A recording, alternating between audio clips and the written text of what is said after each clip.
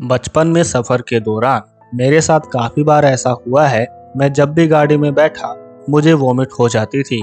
ऐसा मेरे साथ कार, बस, ट्रेन के सफर के दौरान भी हुआ। लंबे सफर के दौरान अक्सर लोगों को वोमिट हो ही जाती है, लेकिन क्या आपने कभी इस बारे में सोचा है कि ऐसा क्यों होता है? क्यों सफर के दौरान हमें उल्टी हो जाती है? आज के इस वीडियो में हम इसी मजेदार सवाल का जवाब ढूंढने की कोशिश करेंगे। लॉन्ग ड्राइव पर जाना, घूमना फिरना किसे पसंद नहीं होता। हर कोई चाहता है कि वह ऋषिकेश, हरिद्वार, केदारनाथ, बद्रीनाथ जैसी जगहों पर जाए, लेकिन बहुत से लोग इस बात को लेकर परेशान हो जाते हैं कि सफर के दौरान उन्हें वोमिटिंग का सामना करना पड़ेगा, जो कि अपने आप में एक शर्म का एहसास करवाता है। मुझे आज भी याद है, जब मैं छोटा था तब स्कूल टूर के दौरान मैंने बस में ही वॉमिट कर दी थी। बस का पूरा फ्लोर गंदा हो गया था और उसके बाद बस में बैठे लोगों की नजरें मुझे ऐसे देख रही थी मानो जैसे कि मैंने कोई बहुत बड़ा गुनाह कर दिया हो। तो वहीं मुझे अपने इस कांड पर शर्म भी आ रही थी, लेकिन इसे काबू कर पाना मेरे बस की बात तो बिल्कुल भी नहीं थी। उस समय मैं इस सवाल के पीछे छिपे कारणों के बारे में नहीं जानता था, लेकिन आज जब मुझे इस सवाल का जवाब मिला तो मैं चौंक गया, क्योंकि सफर के दौरान वोमिटिंग का कारण हमारे आज के इतिहास में नहीं, बल्कि हमारे लाखों सालों के एवोल्यूशन के इतिहास में छिपा हुआ है। यानी इसकी जड़ें लाखों सालों के नीचे दबी हुई हैं। एवोल्यूशन के इतिहास को देखने पर समझ आता है कि हमारे पूर्वजों ने अपना अधिकतर समय जंगलों में रहते हुए बिताया था, लेकिन हम जंगलों में रहने वाले जीवों की तरह तो बिल्कुल भी नहीं है।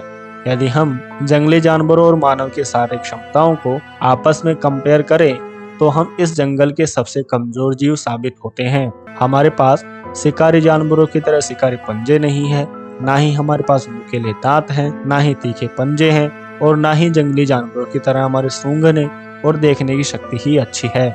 वहीं दूसरे जानवरों के मुकाबले हम शारीरिक रूप से भी कमजोर हैं, लेकिन प्रकृति ने हम इंसानों को एक गिफ्ट दिया है जो सबसे बेस्ट है, और वो गिफ्ट है दौड़ने की क्षमता।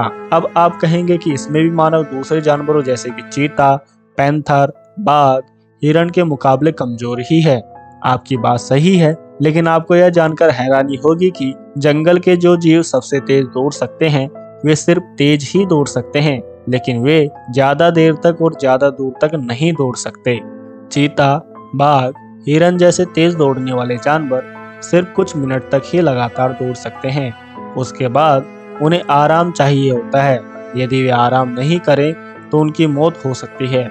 लेकिन मानव इस मामले में जंगली जीवों से काफी अलग है। जहां तेज दौड़ने वाले जानवर कुछ मिनट और कुछ मीटर दौड़ने के बाद थक जाते हैं, तो वहीं दूसरी तरफ मानव कई किलोमीटर तक बिना थके लगातार दौड़ सकता है। इस अद्भुत क्षमता ने ही हमारे पूर्वजों को जंगलों में भी जंगली जानवरों से सुरक्षित बचाए रखा।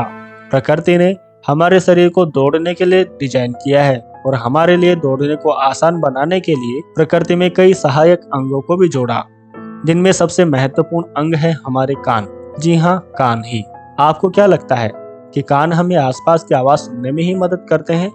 जी नहीं, कान हमें सुनने में ही हेल्प नहीं करते, बल्कि कानों का काम होता है हमारे शरीर को बैलेंस बनाए रखना। इसी कारण से हम खड़े हो पाते हैं, बिना गिरे चल पाते हैं, बिना गिरे ही तेज दौड़ भी पाते हैं। कान हमें दौड़ने में कैसे हेल्प करते हैं, सबसे पहले हम इसे समझने का प्रयास करते हैं। हमारे कान के अंदर 3 नलियों का एक जाल बिछा होता है। इन नलियों में एक लिक्विड भरा होता है जो मूवमेंट करता रहता है।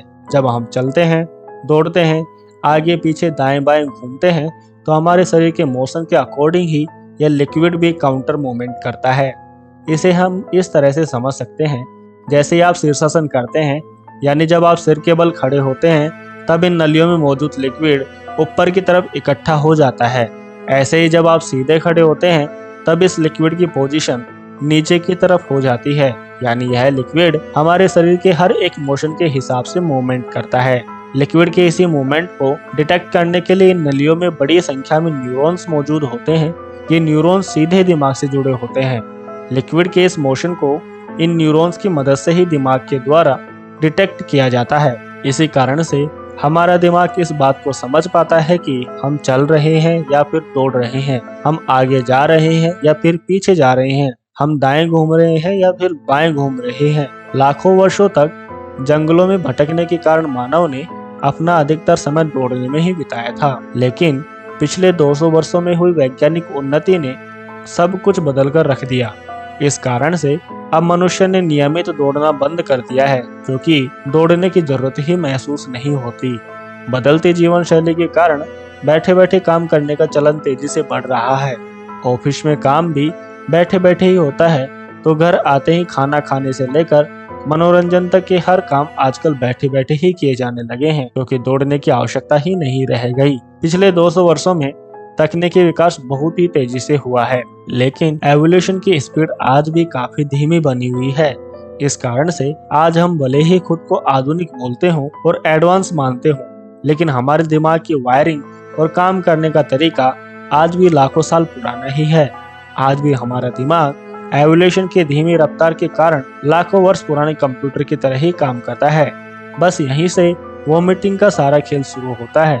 ये सारा खेल दिमाग के कंफ्यूज होने से शुरू होता है।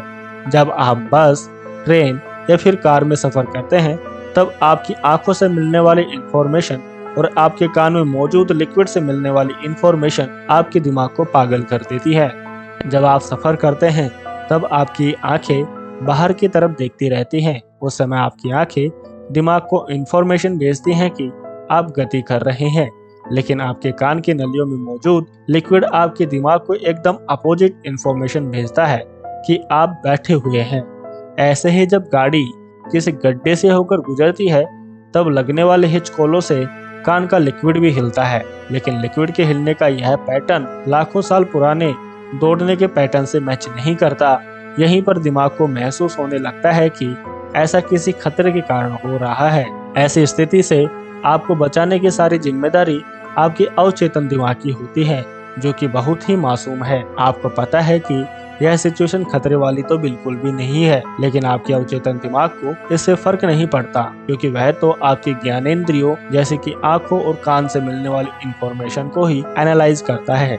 इसलिए आपका अवचेतन दिमाग आपको खतरों से बचाने की कोशिश करने लगता है। आंखों से मिलने वाली इंफॉर्मेशन जब कान के लिक्विड से मिलने वाली इंफॉर्मेशन से मैच नहीं करती, तब दिमाग बहुत ज्यादा परेशान हो जाता है और उसे समझ नहीं आता कि क्या हो रहा है। ऐसी स्थिति में दिमाग एक ही निष्कर्ष निकालता है कि आपने जहर खा लिया है।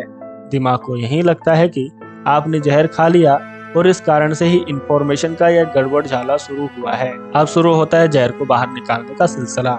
जहर को शरीर से बाहर निकालने की सबसे सिंपल प्रोसेस है वोमिटिंग। इसलिए सफर के दौरान वोमिटिंग होने लगती है, लेकिन लगातार सफर करने के कारण आपके दिमाग को यह समझ आने लगता है कि आपने जहर नहीं खाया है, और इस कारण से कुछ ही समय बाद आपको सफर के दौरान वोमिटिंग होना लगभग बंद हो जाती है। सफर के दौरान वोमिटिंग के कई दूसरे कारण भी हो सकते हैं, जैसे कि इंजन की स्मेल, घुटन भरा माहौल, दिमाग की सोच या फिर कुछ मानसिक कारण भी हो सकते हैं। इसलिए सफर के दौरान वोमिटिंग से बचने के लिए आप दवाइयाँ ले सकते हैं या फिर आंखें बंद करके सो भी सकते हैं। इसके अलावा इसका कोई प्रॉपर इलाज संभव नहीं है।